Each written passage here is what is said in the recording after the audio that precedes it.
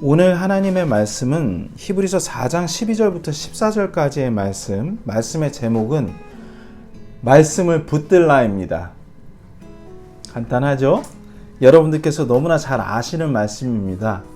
아주 문체도 화려하고 또 그 말씀에 굉장히 깊은 뜻이 있음을 우리가 오늘 이 시간 깨닫기를 원합니다. 제가 여러분을 대신해서 이 말씀 받들어 읽도록 하겠습니다. 하나님의 말씀은 살아있고 권능이 있으며 양날 달린 어떤 검보다도 예리하여 혼과 영과 및 관절과 골수를 찔러 둘로 나누기까지 하고 또 마음의 생각과 의도를 분별하는 분이시니 그분의 눈앞에서 드러나지 아니하는 창조물이 하나도 없고 모든 것이 우리와 상관하시는 그분의 눈에 벌거벗은 채 드러나 있느니라. 그런즉 우리에게 위대하신 대제사장 곧 하늘들로 들어가신 하나님의 아들 예수님이 계신 줄 알므로 우리가 우리의 신앙 고백을 굳게 붙들자. 여러분 이 말씀 많이 보셨죠? 그런데 문맥을 잘 살펴보시다 보면 12절 말씀에 하나님의 말씀으로 시작했다가 생각과 의도를 분별하는 분이시니라고 이야기를 합니다. 말씀은 분명히 어떠한 지칭하는 사물이나 어떤 특정한 것을 이야기하는 것인데 뒤에 보니까 분이신이라고 하면서 13절과 14절로 이어지는 그것도 어떤 한 분에 대해서 이야기를 하고 있습니다. 왜 갑자기 말씀을 이야기하다가 그분이라고 했나? 그 이유를 우리가 하나님의 말씀을 통해서 확인해 보고자 합니다. 요한복음 1장 1절 말씀이 있어요. 시간 관계상 찾으실 분들은 찾아보시고 또 제가 여러분을 대신해서 읽어보도록 하겠습니다. 요한복음 1장 1절에 이 말씀입니다. 처음에 말씀이 계셨고 말씀이 하나님과 함께 계셨으며 말씀이 하나님이셨더라. 여러분, 말씀이 하나님이시라고 하십니다. 그리고 그 하나님의 말씀이 또 하나님과 함께 계시는 분이신데 그러면 하나님 말고 또 어떤 분이 또 계신데요. 또 다른 하나님이 계시다는 뜻이기도 하겠네요. 자, 구체적으로 보기 위해서 요한복음 1장 14절 말씀을 확인해 볼 필요가 있습니다. 제가 읽겠습니다. 말씀이 육신이 되어 우리 가운데 거하심에 우리가 그분의 영광을 보니 아버지의 독생하신 분의 영광이요 은혜와 진리가 충만하더라. 여러분 독생자라고 들어보셨죠? 유일한 아들. 자, 그럼 하나님 옆에 하나님이 한 분 더 계신데 그분이 누구십니까? 독생자 주 예수 그리스도를 이야기하는 것입니다. 그럼 이 하나님의 말씀이 예수 그리스도 맞습니까? 우리는 하나님의 말씀을 이 성경책이라고도 하고 또 예수 그리스도를 담은 책이라고도 합니다. 또 우리가 걸어다니는 성경책이라고도 성경에서는 이야기하고 있습니다. 곧 우리가 예수 그리스도를 대신하여 사는, 예수 그리스도를 대변해서 사는 것이 우리 인생이라고, 그리스도인의 인생이라고 이야기합니다. 본문 말씀을 살펴볼게요. 하나님의 말씀은 살아있고, 먼저 이렇게 시작했습니다. 여러분, 이 성경책이 살아있습니까? 네. 애들한테는 어려운 말씀이 될 수도 있겠지만, 하나님의 말씀은 살아있고, 그 말씀 안에 죽음이 있으면 살아있다라고 얘기할 수 있겠습니까? 그 말씀 안에 생명이 있기 때문에 살아있다라고 얘기할 수 있는 것입니다. 즉 예수님께서 생명이라는 말씀이시고 더 나아가서 예수님께서 우리에게 생명을 주신다는 뜻입니다. 어렵습니까? 그러면 어떤 생명을 주신다는 것입니까? 영원한 생명을 주신다는 뜻입니다. 영원히 살고 싶으신 분 없으세요? 영원히 살고 싶지 않습니까?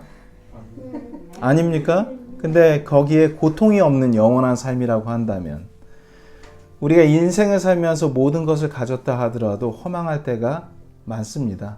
누군가가 얘기하더라고요. 짐 캐리가 이런 얘기를 했습니다. 내가 모든 재산과 부와 명예를 다 가져봤는데 그 안에 공허함만 남아있었다. 그래서 난 온 인류의 모든 사람들이 나와 같이 부와 명예와 권세를 다 가져보고 그 안에 만족이 없다는 것을 깨닫고 인생을 낭비하지 않았으면 좋겠다고 이야기를 하더라고요. 우연히 본 그의 유튜브 동영상에서 본 말씀인데 그가 크리스찬은 아니었더라도 우리에게 알려주는 것은 우리의 만족의 그 끝이 우리가 취할 수 있는 세상의 것들이 아니라는 것을 우리가 살펴볼 수 있는 것입니다. 사람은 영원한 생명을 어떻게 얻습니까? 사람은 영원한 생명을 그렇다면 어떻게 얻죠? 아시는 분? 사람은 영원한 생명을 하나님의 말씀을 통해서 얻게 되는 것입니다. 말씀으로 거듭난다라고 얘기하는 것입니다. 베드로전서 1장 23절 말씀 보시겠습니다. 베드로전서 1장 23절 히브리서 다음에 있어요.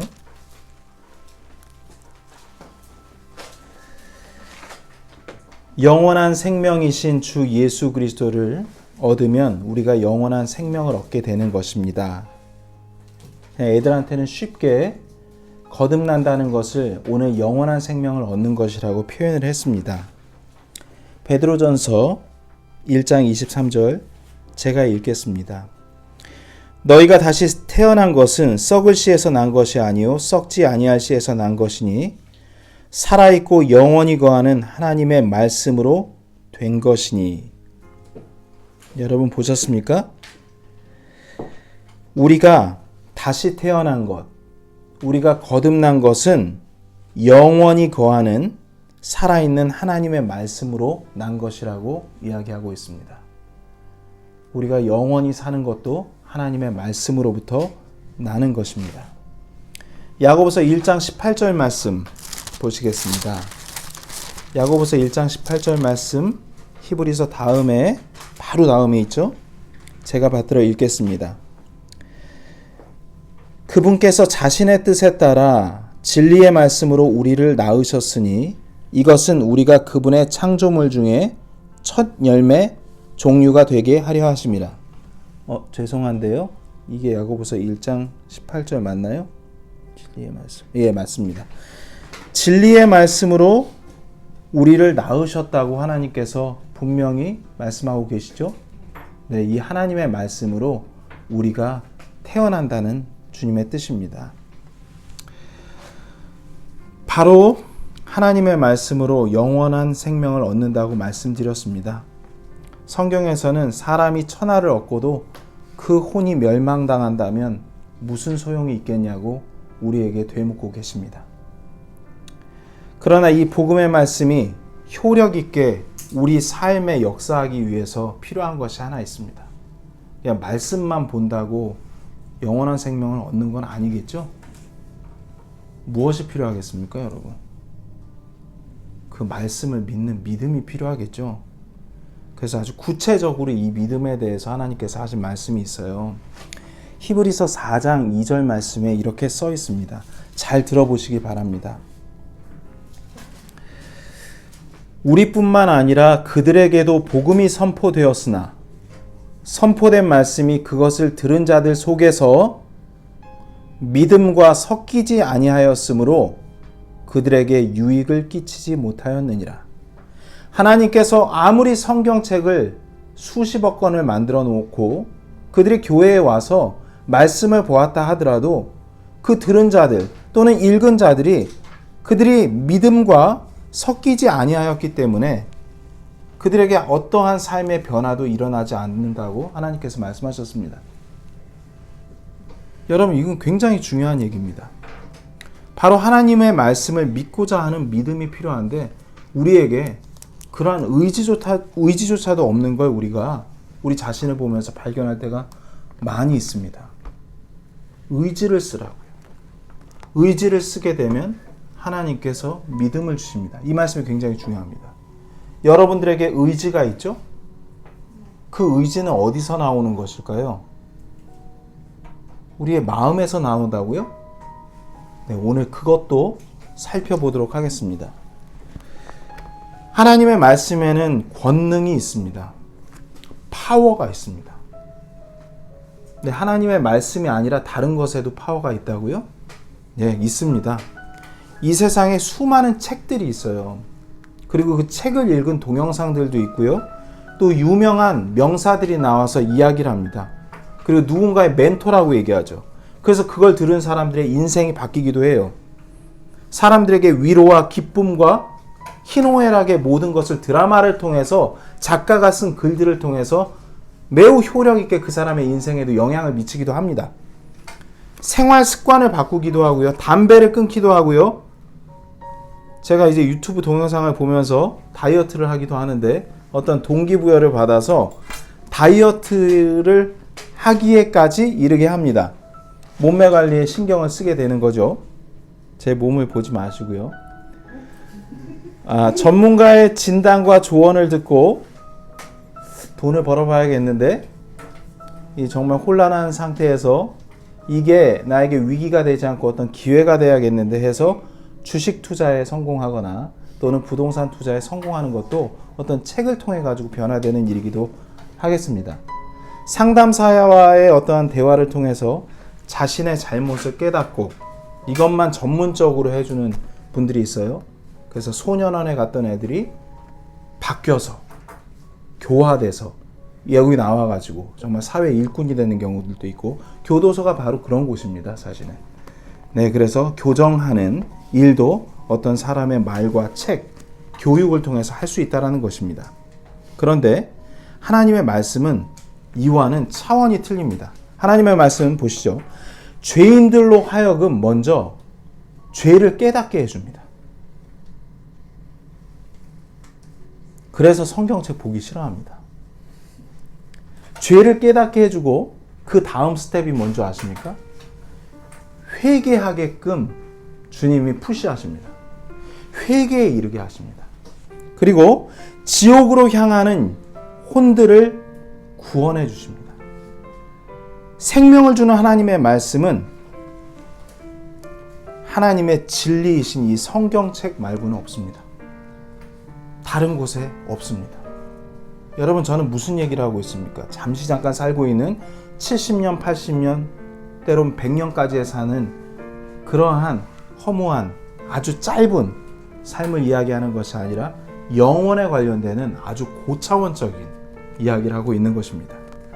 이 말씀 외에 더 중요한 말씀은 이 세상에 존재하지 않습니다. 그래 누군가는 이런 얘기를 하더라고요. 그러면 뭐 다른 종교에도 그런 것들이 있지 않냐고. 다른 종교에서는 어떤 도덕책처럼 이렇게 하면 복을 받을 것이라고는 이야기하지만 하나님의 말씀처럼 예언이 기록되어 있다거나 인간사의 처음과 마지막 끝페이지까지의 그러한 내용들이 나오지 않고 있습니다. 어디 한번 찾아보십시오. 사람에게 교훈은 줄지언정 미래에 대한 이야기를 예언할 수 있는 책은 오직 성경책밖에 없는 것입니다. 요즘 사람들은 성경 없는 기독교를 원하고 있어요. 성경책 매일 보시나요? 네, 당당하십니다. 왜냐하면 성경에 찔리고 상처를 주는 이야기들이 많이 있기 때문입니다. 그리고 그것이 사람들의 혼과 아주 밀접한 관계를 가지고 있습니다. 본문 말씀 이제 보실게요. 구체적으로. 본문 말씀 12절과 13절 말씀을 읽어보도록 하겠습니다. 하나님의 말씀은 살아있고 권능이 있으며, 제가 방금 본 말씀 설명한 내용들입니다. 살아있고 권능이 있으며 양날 달린 어떤 검보다도 예리하여 혼과 영과 및 관절과 골수를 찔러 둘로 나누기까지 하고 또 마음의 생각과 의도를 분별하는 분이시니 그분의 눈앞에서 드러나지 아니하는 창조물이 하나도 없고 모든 것이 우리와 상관하는 그분의 눈에 벌거벗은 채 드러나 있느니라.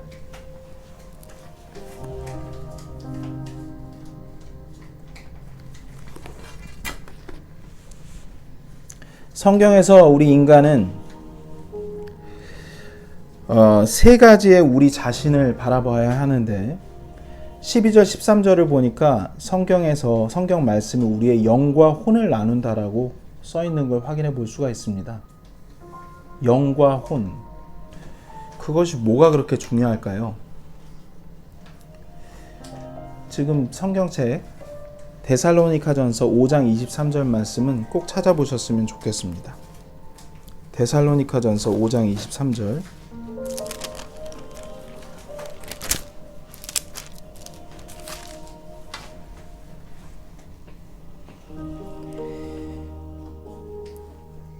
제가 읽겠습니다. 평강에 바로 그 하나님께서 너희를 온전하게 거룩히 구별하시기를 원하노라. 내가 하나님께 기도하여, 여기서부터 중요합니다. 너희의 온 영과 혼과 몸을 우리 주 예수 그리스도께서 오실 때까지 흠없이 보존해 주시기를 구하노라. 왜 영과 혼과 몸을 세 가지를 구분하셨는지 우리가 살펴볼 필요가 있습니다. 이것은 우리가 받은 구원과 아주 밀접한 관계가 있고 우리가 신앙생활을 하는 동안 하나님과 어떻게 연결할 수 있는지에 대한 비결이기도 합니다.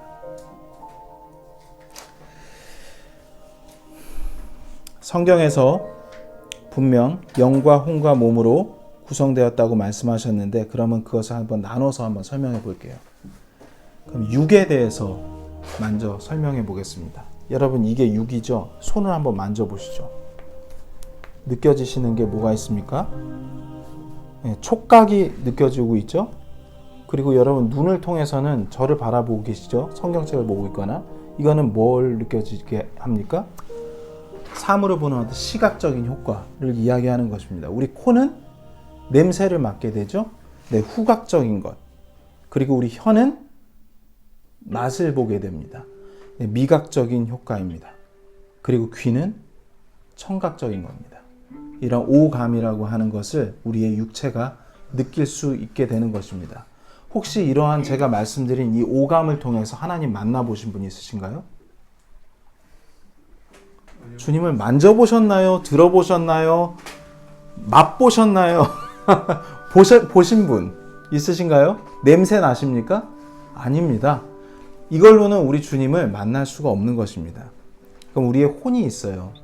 제가 육했죠? 이제 혼이 있어요. 혼은 우리 자체이기도 하거든요. 누군가는 이렇게 얘기합니다. 지정의라고. 이거 국민윤리 시간에 배운 겁니다.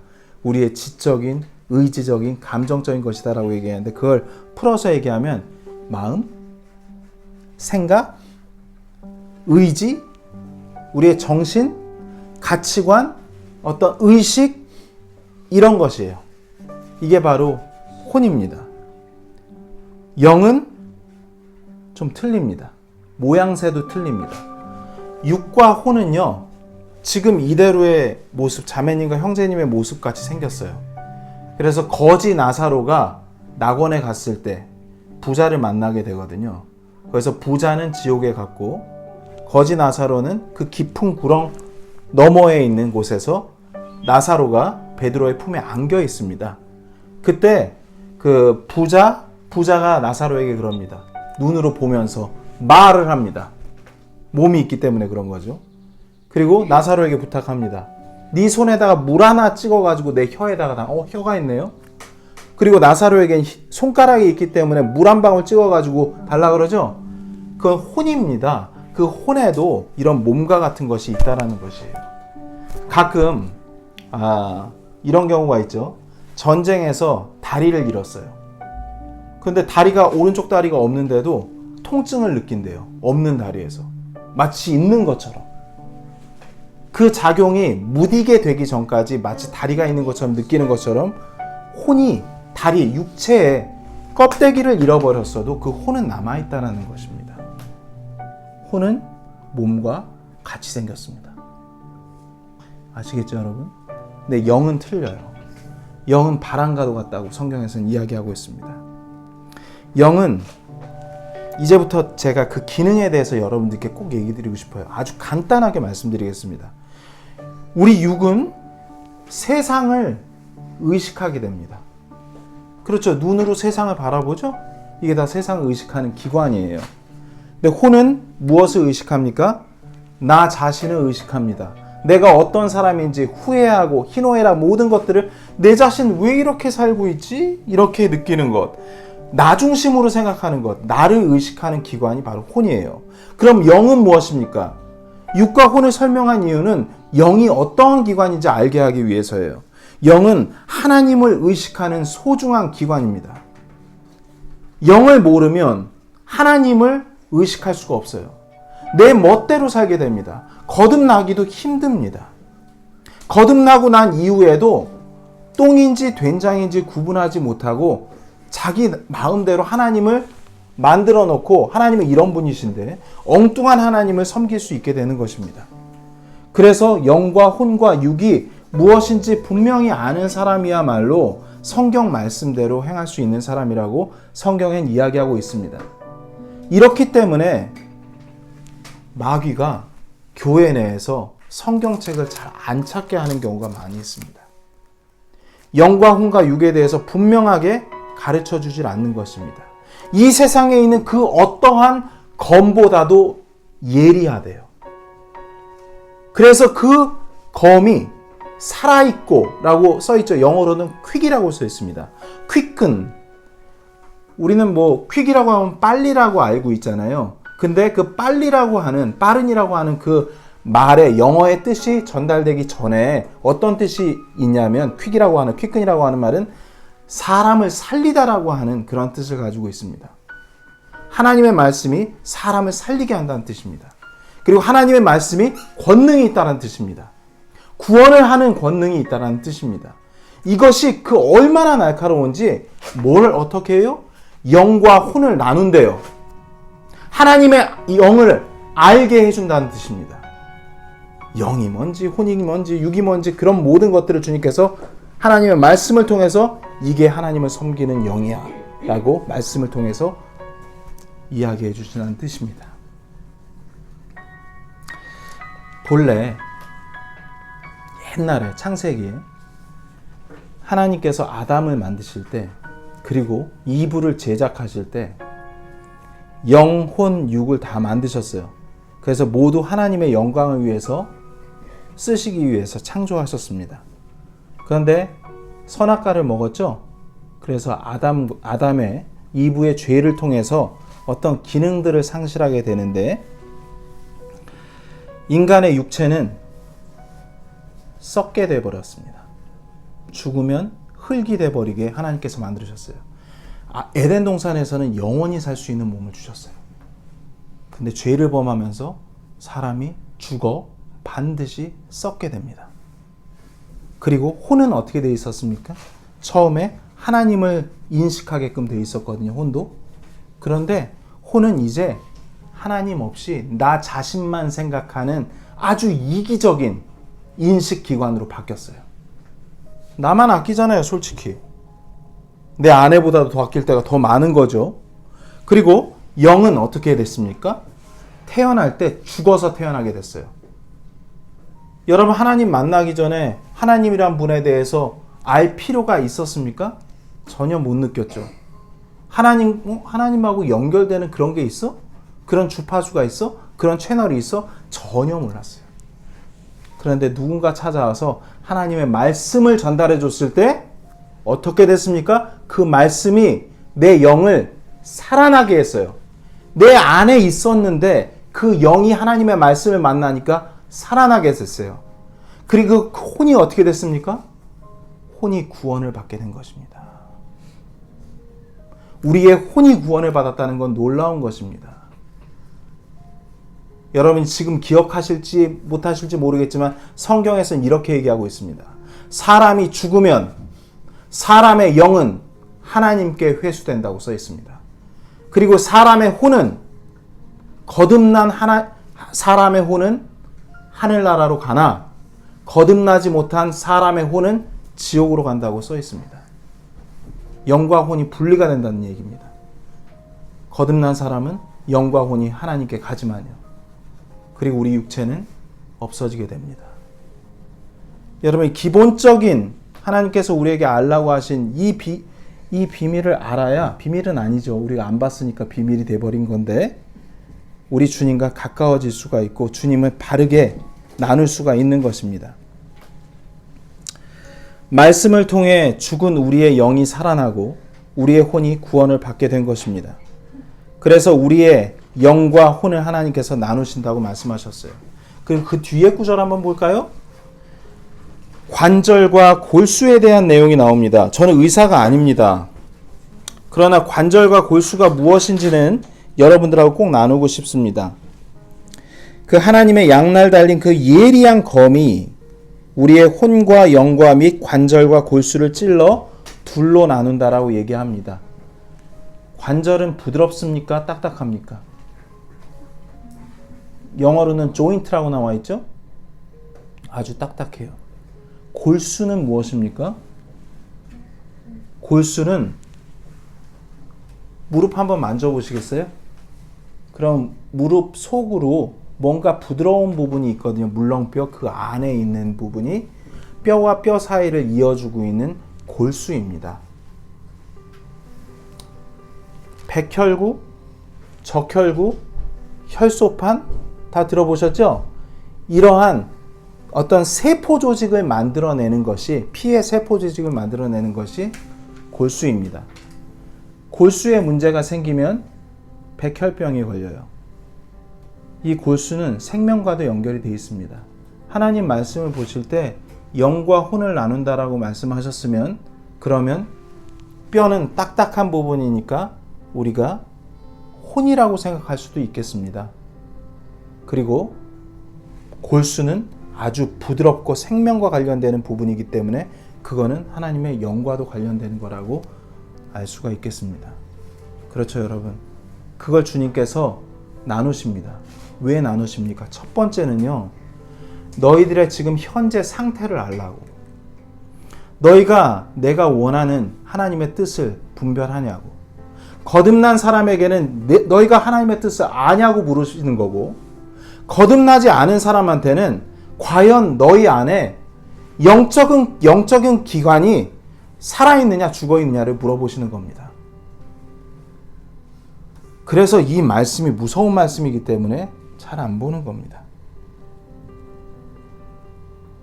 또 마음의 생각과 의도를 분별하는 분이시니 그분의 눈앞에 드러나지 아니하는 창조물이 하나도 없고 모든 것이 우리와 상관하시는 그분의 눈에 벌거벗은 채 드러나게 되는 것입니다. 하나님의 말씀을 보셔야 합니다. 무섭다고 덮으시면 안 됩니다. 그러면 우리의 영원히 어떻게 될지 알 수가 없어요.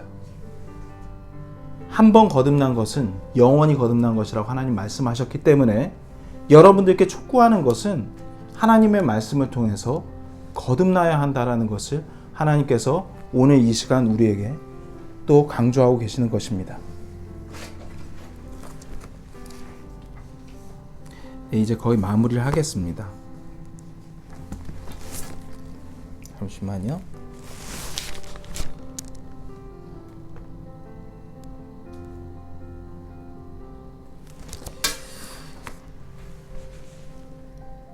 거듭난 자와 거듭나려 하는 자, 이 모두에게 주신 오늘 본문 말씀은 우리의 잃어버렸거나 고장난 기능인 영을 회복시키기 위해서 또는 주님께서 살리시기 위해서 오늘 이 말씀을 주신 것입니다. 그래서 히브리서 4장 14절 말씀을 통해서 우리가 주님 말씀에 꼭 반응했으면 좋겠습니다.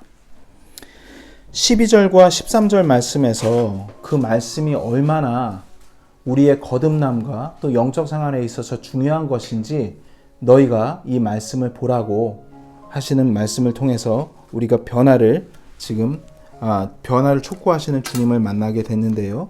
14절 말씀 읽겠습니다. 그런즉 우리에게 위대한 대제사장 곧 하늘들로 들어가신 하나님의 아들 예수님이 계신 줄 알므로 우리가 우리의 신앙 고백을 굳게 붙들자. 갑자기 말씀이 하나님이시라고, 말씀이 예수 그리스도라고, 그리고 이 말씀이 너희를 내 앞에 서게 하면 벌거벗은 채로 드러난다라고 말씀하시고 난 이후에 주님께서 위대한 대제사장이다. 그러면서 나를 붙들어라 하고 말씀하십니다. 거듭나기 위해서 나를 붙들어라. 내가 바로 대제사장이다. 내가 바로 이 온 우주에서 가장 위대한 대제사장이다. 제사장은 무엇입니까, 여러분? 제사장은 하나님과 죄인들 사이에서 변호하시는 분이십니다. 얘는요, 주님, 하나님, 여기에 있는 대연이는요, 여기에 있는 누구누구는요, 예수 그리스도의 보혈의 피를 믿고 하나님의 자녀가 되었습니다. 그러니 그를 벌하지 마시옵소서. 그러니 그를 하나님의 나라로 받아주시옵소서. 그게 바로 대제사장이 하는 역할이에요. 그분이 바로 예수 그리스도입니다. 그래서 우리는 예수 그리스도께 나아가야 됩니다. 마리아에게 나아가는 것이 아닙니다. 그 어떠한 종교에 있는 누군가를 향해서 나아가는 것이 아닙니다. 우리에게 주신, 하나님께서 우리에게 허락해 주신 위대하신 대제사장, 하늘들로 들어가신 하나님의 아들 주 예수 그리스도를 붙들어야 하는 것입니다. 그 주 예수 그리스도가 우리 앞에 있습니다. 바로 이 하나님의 말씀입니다. 이 하나님의 말씀은 어저께나 오늘이나 변함이 없고 영원토록 변함이 없으신 우리의 구원의 대장 주 예수 그리스도입니다. 이 말씀을 통해서 영적인 것이 어떤 것인지, 어떤 것이 하나님을 기쁘게 하는 것인지 분명히 바르게 알고 바르게 나누어서 하나님께서 기쁘게 하는 삶을 우리가 꼭 살라고 오늘 이 말씀 주셨습니다. 주님께 감사하며 기도하도록 하겠습니다.